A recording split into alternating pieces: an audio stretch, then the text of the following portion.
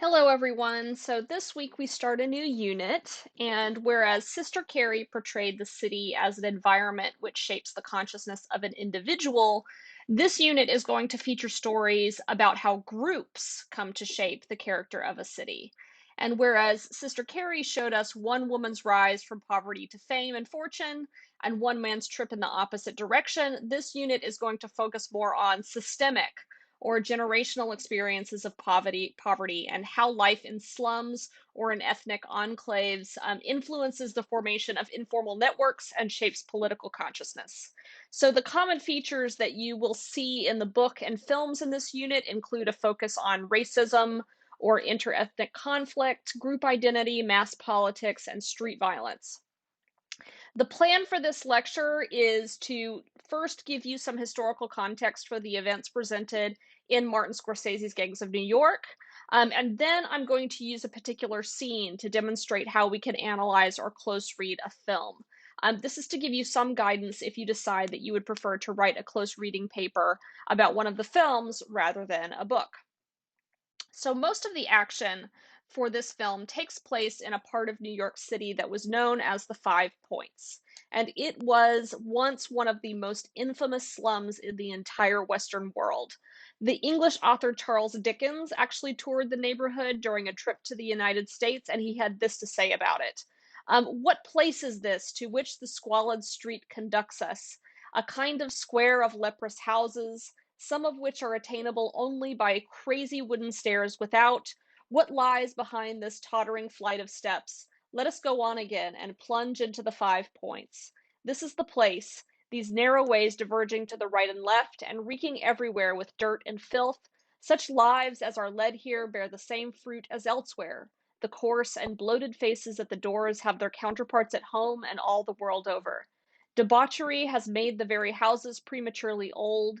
See how the rotten beams are tumbling down, and how the patched and broken windows seem to scowl dimly, like eyes that have been hurt in drunken forays. Many of these pigs live here. Do they ever wonder why their masters walk upright instead of going on all fours, and why they talk instead of grunting? So, a pretty bleak picture. People compared literally to animals in this statement by Charles Dickens.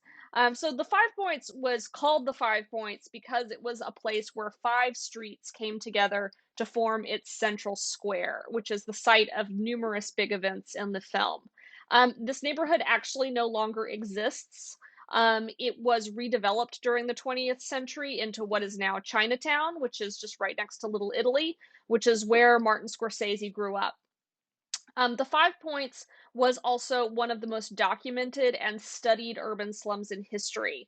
You will see this from the article I've assigned for Monday that historians have been able to create maps of every single building and every single apartment that existed back then, and through census records to track the families that lived in them.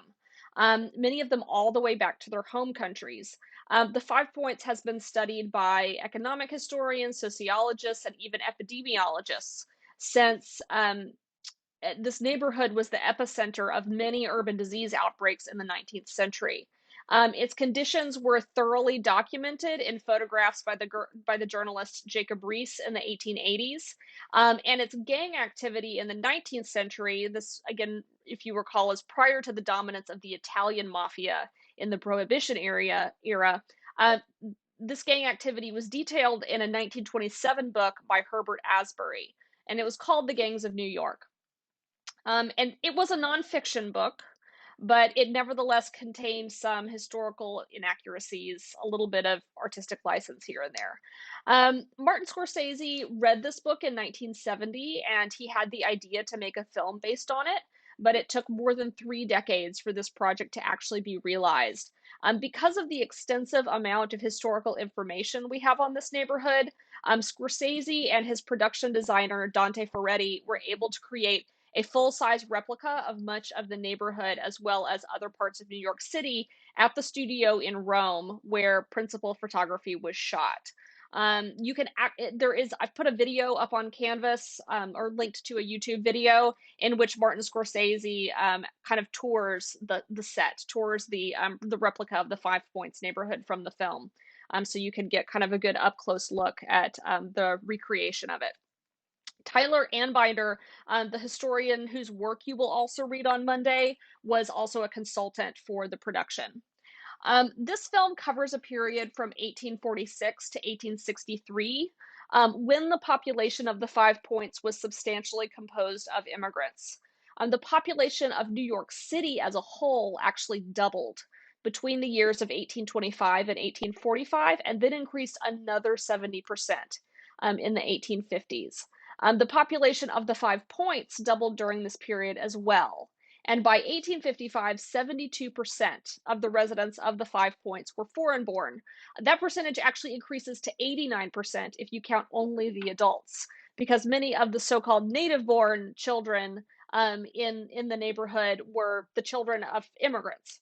As the film shows, more than half of the residents of the Five Points were from Ireland, though it was also home to immigrants from the German states, Italy, and Poland, as well as some free African Americans. Irish immigration to the US in general was very high during this period. It reached a peak, as you can see in the data here, after the very worst years of the potato blight, which was the end of the 1840s. So the decade of the 1850s is where we see Irish immigration reach its apex. Um, and the depopulation of some of the Irish counties at this time was as much as 30%. County Kerry, where Amsterdam Vallen says his family is from, was particularly well represented in the Five Points. And this was because the landlords who owned much of the land in this area actually paid for many of their tenants to immigrate during the famine. The Irish immigrants who arrived in the United States, if you can believe it, found better living and working conditions even in the Five Points. And Binder's argument is going to be essentially that conditions were so dire in Ireland that the Five Points was a major improvement on their prior living conditions. But of course, they also encountered nativism and anti-Irish discrimination. The reasons for the discrimination against the Irish are a little bit hard for us to understand today. But there was a tradition of anti Irish racism in Anglo American culture going back many centuries, in which Anglos regarded the Irish as literally members of another race. As it was the case also with a lot of immiserated minority groups, the conditions that the Irish lived in, both the Irish in Ireland and also Irish immigrants in major cities, the conditions that they lived in were taken to be signs of their inferiority. If you recall from the previous lecture, I talked about how Anglo-American ideology around poverty held that poverty was the result of moral depravity, that it was a moral condition as much as it was a social and economic condition. So people took their miserable conditions to be a sign of their unfitness for civilized life, rather than as an indictment of the society that had created these conditions, that had created this misery. And then, of course, finally, there was religion. Most Americans at that time were Protestant, and the Irish immigrants tended to be overwhelmingly Catholic. You can see in the political cartoon on the left this image of the Pope invading America. Anti-Catholic sentiment in North America actually goes all the way back to the Puritan settlers in the 1600s, who had a name for the Pope, which was the Whore of Babylon. In the early national period, U.S. Protestants, in many cases, actually thought that Catholics were inherently unfit for democratic participation, because it was thought that because they adhered to a very centralized religion, a religion that was centered around a single authoritative figure, that they would just always vote the way the Pope wanted and thereby undermine American democracy. In the 1850s, this anti-Catholic sentiment achieved an organized form in the Know Nothing Party, which was a nativist, anti-immigrant, anti-Catholic political party that serves as part of the inspiration for Bill the Butcher's natives in the film. In fact, the Know Nothing Party, prior to 1855, actually called itself the Native American Party. And the irony of that name should be pretty obvious to you. I mean, nobody who is not an American immigrant can claim that their ancestors were Native Americans. Everybody came from somewhere else. That's kind of the whole point of Americans. Um, but this group, the Native Americans, was originally a secret society. And it got the name Know Nothings because members, when asked about the group, were supposed to simply respond, "I know nothing." And so it became known as the Know Nothing Party. This party nominated one candidate for president unsuccessfully. But as the Civil War started, the salience of anti immigrant politics became much less. And so the party essentially disappeared during the Civil War. But that brings us to another important theme of the film, which is that the Five Points was a site for the formation of this new form of mass politics that took hold in the United States during the early to mid 19th century. These popular political movements were made possible by constitutional reforms which extended the right to vote to all white men, rather than just all white men who happened to own property. This extension of the franchise began state by state in the 1820s until by 1856, all property requirements and poll taxes had been dropped as barriers to participation in voting. This led to the election of President Andrew Jackson, who was kind of this populist figure. Donald Trump is often compared to him. He was relatively uneducated, he was very bombastic.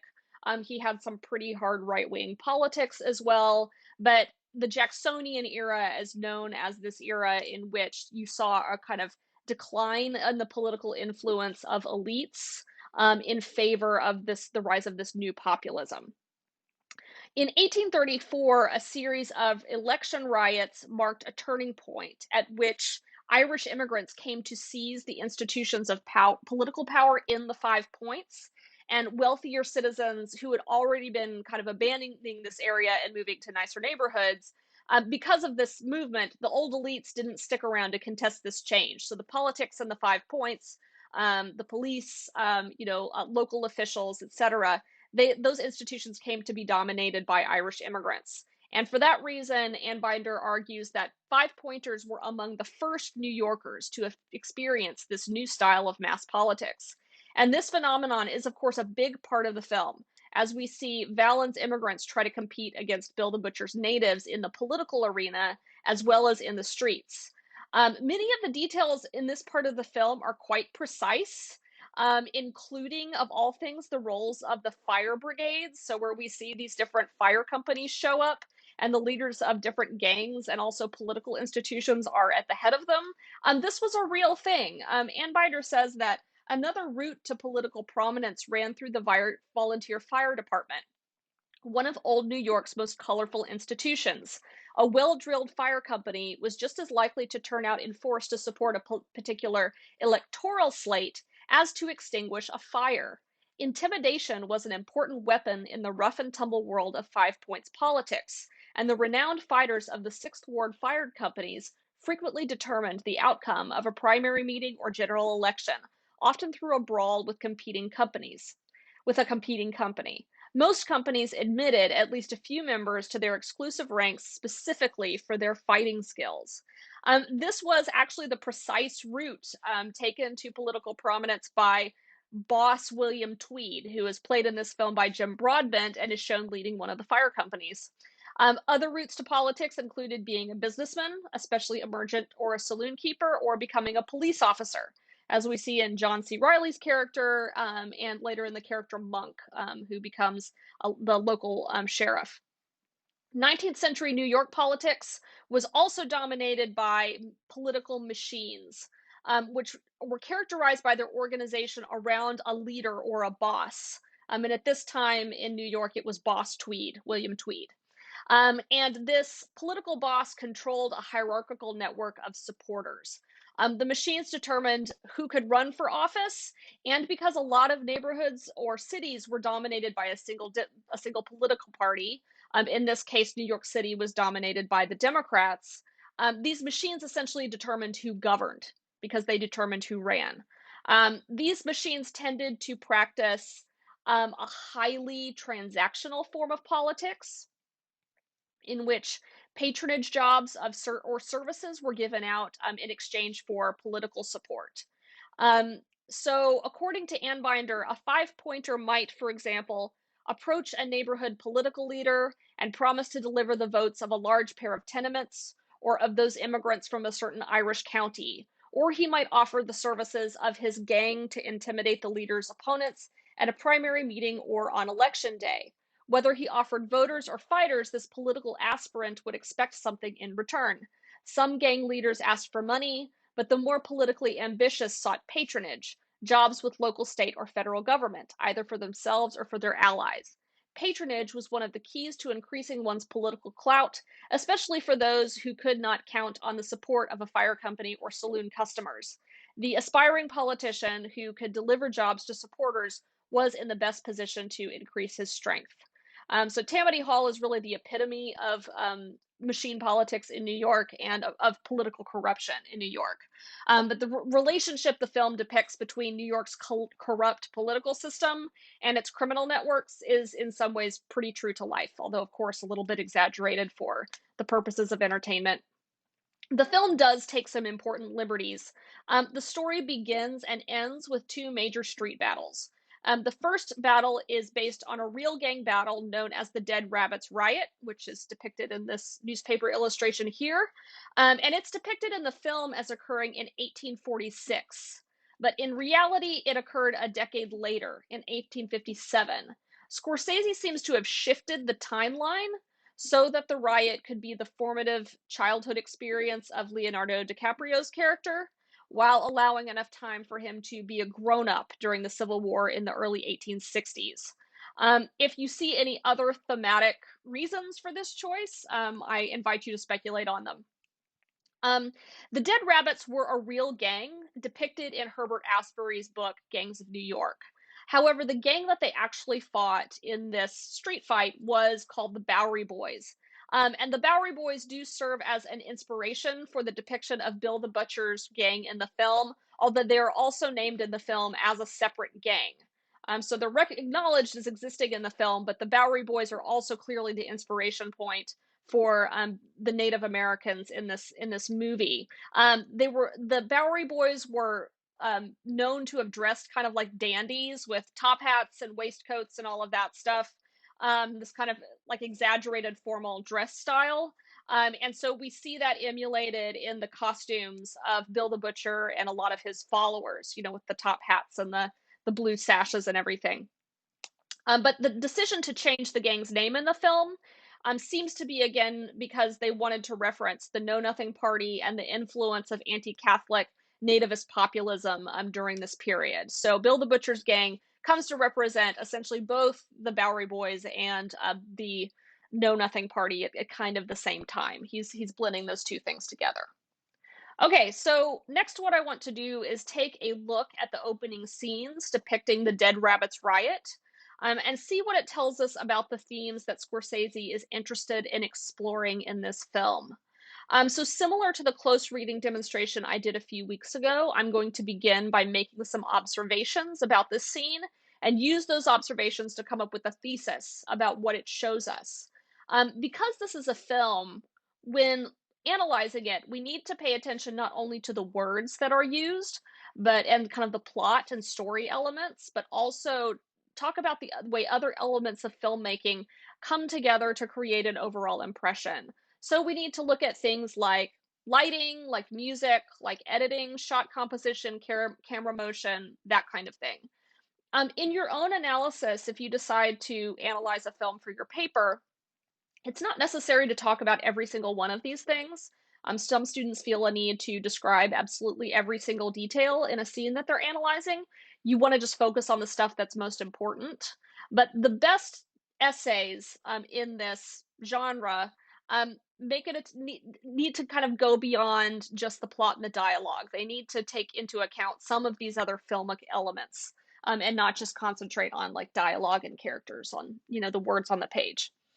So in this case, the film begins with just the sound of a blade scraping against skin, as the character we come to know as Priest Vallon, played by Liam Neeson, shaves his face. And in these first images, the camera is very, very close to his face so that we can only see part of it at any given time. We see his eyes, we see, the part of his face that he's shaving. There's bright light shining on his face, while everything else in the background is in black. Then we see a boy emerge from the darkness into the same light. And I'm drawing attention to light versus dark for reasons that should become clear a little bit later. The camera then goes back to the man's face, and we see the blade cut the adult character's face. So, close up shots like this are typically used in film in order to establish an emotional connection between the audience and what is happening in the scene. They can also serve to focus the audience's attention on what the filmmaker considers to be important. And in this case, we're focused on the blade, which is an implement of violence, and the control that this man seems to have over it. We can see that the cut appears deliberate rather than accidental. We are also focused on the relationship between the adult and the child, father and son. And as this scene progresses, we come to understand that this man is performing a ritual in preparation for battle. And a very close connection is established as the scene progresses between this man's religious faith and the fight he is prepared to engage in. The collar that he puts around his neck looks like a priest collar, white against black, but it's also clearly a piece of leather armor. He offers a prayer to Saint Michael and elicits his son's participation by asking what Saint Michael did. And the boy replies, "Cast Satan out of paradise." This helps us understand the stakes of what is coming for these characters. For them, this is a kind of religious war. This is a battle between good and evil. The next sequence takes us through a series of tunnels, and in the tunnels, we see that people are arming themselves with primitive looking weapons and armor. They're smearing mud on their faces. There are these kind of ancient sounding instruments playing. We see priests performing rituals in an environment that looks like the catacombs. These look like primitive tribal warriors. If you had no idea that this was supposed to be 1840s New York, you could easily think that we're in the 6th century, that these are barbarians going out to sack Rome or something like that. Um, the camera during this part is in constant motion, showing us new parts of this environment until the marchers come out of the tunnels, and the camera pans upward to show us that this is, in fact, a squalid urban tenement building. There's an exchange of dialogue between the priest and a man with the religiously significant name of Monk, and he is a mercenary who is here to sell his services.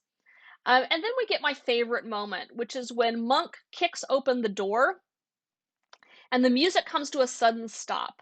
And we shift from one world into the next, from the 6th century into the 19th.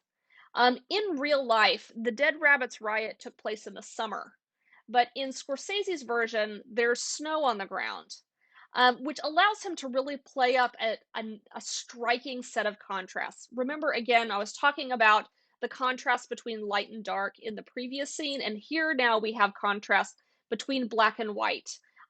This very monochrome palette. Everything is shades of black, white, and gray.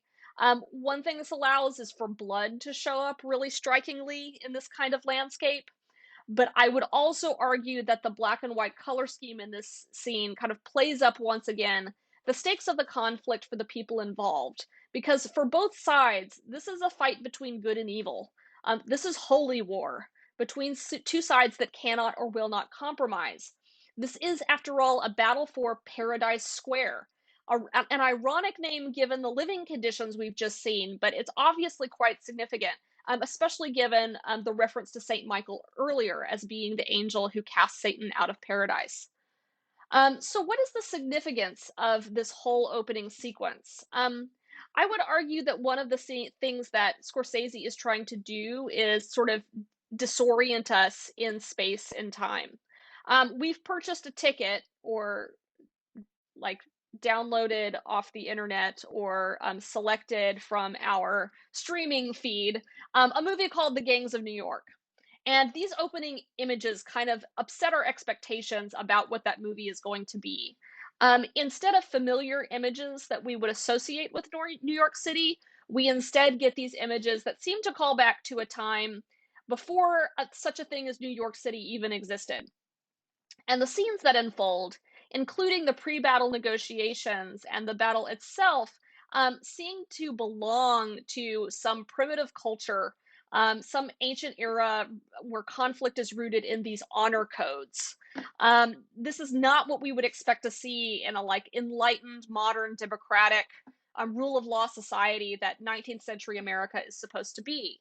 So I think what Scorsese wants to tell us is that all of that, all of these images that we don't associate with America or with New York City are America too. That these ancient codes and religious rituals, these ancient hatreds and blood feuds, are as much a part of mid 19th century American history as Abraham Lincoln. And that the culture and politics of New York and of the United States actually grew out of this. In an interview published in Smithsonian Magazine, Martin Scorsese actually says that what he wanted to do was show this unseen side of American history. Scorsese says that this was the America not of the West with its wide open spaces, but of claustrophobia, where everyone was crushed together. On the one hand, you had the first great wave of immigration. The Irish, who were Catholics, spoke Gaelic and owed allegiance to the Vatican. On the other hand, there were the nativists, who felt like they were the ones who fought and bled and died for the nation. They looked at the Irish coming off the boats and said, "What are you doing here?" It was chaos, tribal chaos. Gradually, there was a street by street, block by block, working out of democracy as people learned somehow to live together. If democracy didn't happen in New York, it wasn't going to happen anywhere. So I just want to leave us with that thought. In the online discussion, I would invite you to do your own analysis of a short scene or even just an image from this film. What do you think it contributes to Scorsese's project of placing the roots of American democracy in these tribal battles on the streets of New York?